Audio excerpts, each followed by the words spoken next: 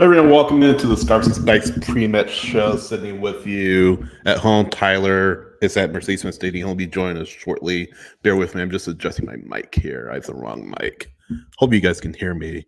I have my mic over here. I'm over here, obviously, so that's not the most optimal speaking experience, but you got all set. Welcome again to our pre-match show. Sitting with you. I'm waiting on Tyler. He should be joining in shortly. But Atlanta United taking on Inter Miami at Mercedes-Benz Stadium, a must-win game 2 from Mercedes-Benz for Atlanta United, and the mission is clear for Atlanta United. Just win tonight and get the match back, or to get the series back to Fort Lauderdale for all important deciding game 3. Tyler again is coming back in. He is at the stadium. He is on his way right now. That being said, we do have some lineups to talk about. Let me pop those up right now. Again, we are reacting to the lineups as we are seeing them for the first time here. But yeah, pretty straightforward for the most part as Tyler joins me from Mercedes-Benz Stadium. Pretty straightforward for the most part, Tyler, talking about lineups. Ron Hernandez, no surprise game that started right back for the injured Brooks Lennon. Dax McCarty starting in midfield as pushing Jay Fortune up to the left. No Shande Silva, that is notable. No Shande Silva. But Jamal Tiare getting the start again up top. Outside of that, no surprises. Stian Gregerson is available if they need him later on this evening for Atlanta United. But again, no major surprises. The big one, of course, is Hernandez at right back in relief of Lennon, and then Fortune at left wing. Like we've seen that before.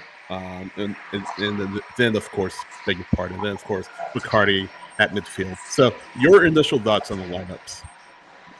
Yeah, I mean, I think it's mostly kind of a drag and drop situation, right? You put Ronald in where Brooks is out. That's what you would have done when he got hurt in the Miami game down in Fort Lauderdale. Obviously, he was sick. Right. I was curious how the Derek Williams and the Lisa Brom thing was going to go because I didn't know if they would want to keep a Brom over on the far left hand side. I know it was mentioned. I can't remember who said it. That it was somebody in our chat the other day, but that you want somebody who's a little bit more comfortable with both feet, kind of over there to help guard Messi coming in on the right, cutting into his left. And Derek is definitely going to be that guy. More experience, right? You got Pedro over there to help out. Dax is going to be, I know what the graphic shows, but Dax is going to be that kind of fifth guy back there when need be. But at the end of the day, man, like the biggest difference with this is you have to get numbers forward. You have to go score some goals. You can't sit and wait and expect to do much in this one because Miami's coming to put an end to you. They're coming to come out, hot, and Messi is going to be ready to go. So they want to end it quick. You're going to have to bend a little bit. You're going to have to settle in. But the biggest thing in this one is it can't be like the first half of the last game, right, where you were just kind of holding on for dear life. Because Brad Gazan, love him. No goalkeeper can have a repeat performance of what he did the other day. So go score some goals first, get on top of them. Because when Miami is coming from behind, a lot of times you can stretch them out and really make them pay. So we'll see.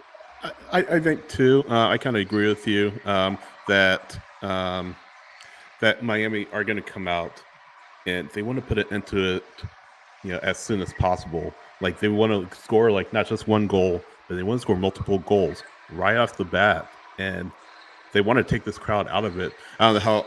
We're going to talk about the crowd in just a little bit. Match is about a little over an hour away. So, let's talk about right now. What's the crowd like right now? What's going on?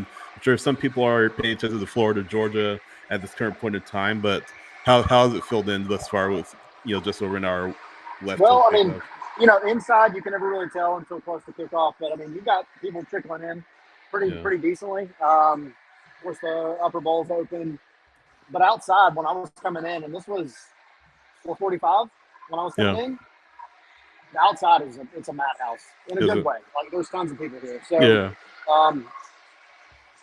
you have your Messi jerseys, right? You have your Miami jerseys, which is fine, whatever.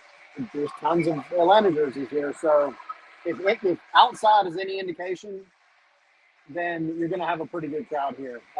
Yeah. Definitely going to be mixed in, I think, a lot between the upper bowl and the normal bottom two, but um, it's a fun atmosphere already. Of course, they got stuff kind of prepared as far as the supporters for Macaroni Tony, which will be cool Yeah. to see. And they opened the roof. The roof is open. It was just opening as we were going live. So Yeah. that's why there's That's kind of cool. a bluish tint behind me. It's the Yeah. sky. Yeah, it's a nice day for it. 75 degrees right now in Atlanta. So no surprise that the roof is open. And yeah, that's the last match of 2024 in this building for Atlanta United. And the crowd will be behind them, hoping to will into that deciding game 3 in Fort Lauderdale. If and real quick, Bruno asking how many Jurgen Damm jerseys. I was like 0. Bruno. I think So far, Mike. 0. I was gonna say I think you can back me up on that, Tyler. I did But see a random Kevin De Bruyne jersey there. really, Yeah. future Inter Miami player, future MLS player.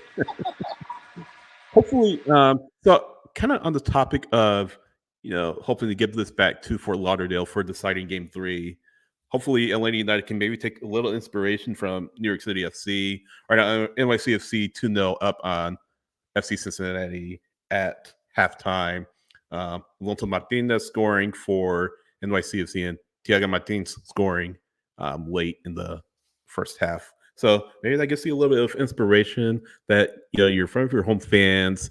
You're looking to keep your season alive at least one more match. And again, last match they'll play in the stadium, regardless of what happens the rest of the way. So yeah, you have to play to that. You have to make sure the fans go home, happy. This is a team that has just thrived on the chip on their shoulder and just making sure that people know that, hey, we're not just here to hang out. We're here to win. We're here to um, make people talk about us, get people talking about us. And they've done that over these past few weeks. And you get one more shot to do that at home this evening. Michael on X, thanks, Michael, for watching on X. He's saying live 300 level section tickets sold out on Ticketmaster. So that's good to see. And Tyler, like you said, thanks for trickling in. So again, I'll say we'll this. pick back later. And I just cranked the music up in here, by the way. But think about it this way: they opened up the Upper Bowl 9 or 10 days ago. I think a week ago, whatever it was. Yeah. Essentially a week ago, right? Yeah. The Upper Bowl in this place sits about 27,000 people. Yeah. So they have basically filled in a normal MLS stadium, right, in essentially a week, right? So that's not including the bottom. That's impressive, and it does show. Now, granted, I get that you had some help from Uncle Arthur. Yeah. But you're bringing guys in, right? You're bringing people in. You're bringing fans in.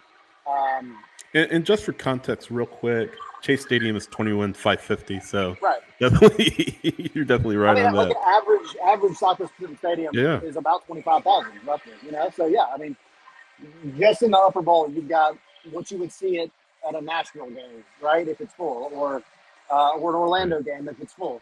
So you're gonna have it interspersed. You're gonna have fans here. This place is gonna be loud. Yeah. Team has to thrive off of it, but they also have to remember what it was that got them here in the first place, which is the fight that they showed on decision day, the fight they showed in Montreal, and honestly, the fight they showed down in Fort Lauderdale. Yeah. Because it wasn't terrible. It was lucky. It was disappointing. Right. But you still almost handled the job. Got to remember that. Don't let this week off be the moment that you set back and kind of rested in terms of forgetting that mentality. Bring the mentality. Let your muscles rest. Come out here and give the fans something to be happy about before 2025. Yeah, and kind of branching off of that.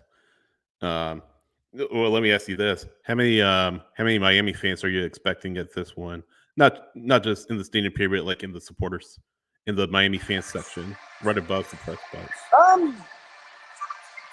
I mean, right Now, I'll tell you what. I'll give you my guess. Let me walk down here and take a look and see how many are up there now. But judging from outside, now I don't know how many are actually going to be in that specific section. You're going to have a couple of thousand, I'm sure. A Yeah. couple of thousand at least. Because you're not going to get away from the Messi jerseys and the Messi fans and all. Um, this is a lot of people's chance to actually see Messi for the first time start in Mercedes-Benz Stadium, right? Yeah.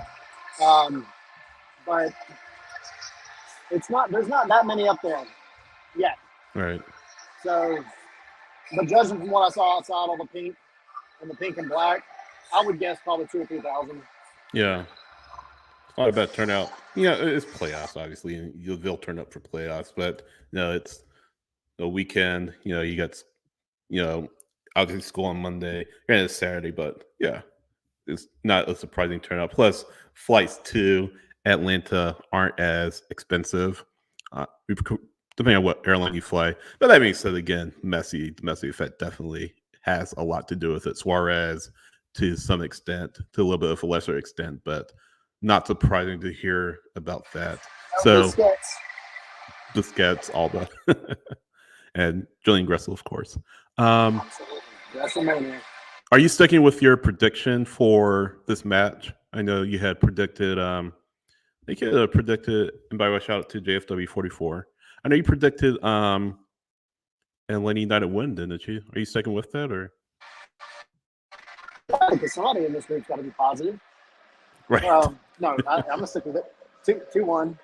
I think they'll pull it out in regulation, and it'll be a celebration going back down to Fort Lauderdale. I'm gonna stick with. I'm probably gonna stick with 3-1 Miami. Not to be a downer, of course, but I'm gonna stick with 3-1. I'm gonna say what I said on Wednesday. I think Atlanta, or I think Miami scores twice to kind of take the crowd out of it. Atlanta scores to maybe fire the crowd up once more, but then I think someone like Campana will come in the second half and sort of ice the match away for Inter Miami. I I hope I'm wrong. I really hope I'm wrong because this team Me I feel too. like deserve. Say that again. I said me too. Yeah, I no, hope you're I very feel wrong. yeah, I feel like this team deserves Tyler another match, at least one more match, and you don't get that other match unless you win tonight. So yeah, I do hope I'm wrong in my 3-1 prediction for Miami. Um, hope this team definitely shows that FEA attitude that they've shown all throughout playoffs and on decision day. But again, it's just the start is just so important. 15, 20 minutes. I mean, you hear the old cliche, just take every match into 15-minute periods. And once you win that first 15 minutes, go on to the next 15, go on to the next 15, try to win the match in 15-minute increments. And if you're not trailing after every 15 minutes, that's fine. If you need to go more possession heavy, the deeper the match goes, more, the more confidence you can gather. Go for it. Take the ball out of Inter Miami's possession. Don't let them have the ball. If you're able to hold on to it, they can't score without the ball. So make them work for it. Make them work for possession. Make them, you know, beat you, really. Make them play your style of football throughout Yeah. this night. And again, the biggest thing, feed off the crowd. This is going to be a heavily Atlanta crowd. Of course, you'll have the Messi fans, the Miami fans in the house, but for the most part, it'll be a heavily Atlanta crowd. So take advantage of that, really rally around that, and win this match, hopefully. Yeah, I mean, you've got goals are to be had against Miami.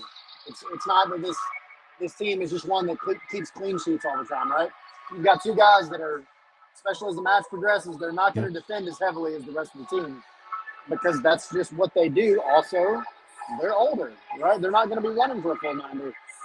Yeah. So, yeah, if you can get a goal or two early, that's great. But you need to put it on heavy, no matter what, whether you're trailing or winning. You need to put it on heavy closer to the end of the match Yeah. and take advantage of their defensive instability because it's going to be there. Yeah. 100%. So Atlanta United, Inter Miami, 7 p.m. kickoffs, 7:10 kickoff thereabouts from Mercedes-Benz Stadium. We'll have all our coverage, of course, after the match, spaces after the match, 3 takeaways after a match here on YouTube. By the way, if you're watching for the first time, please like, please subscribe. Definitely helps us out a lot. That's it from us. Again, go to scarsandspikes.com. We'll catch you again on next for spaces, and we'll catch you right here on YouTube after the match for 3 takeaways, win or lose. So long, everyone. Enjoy the match.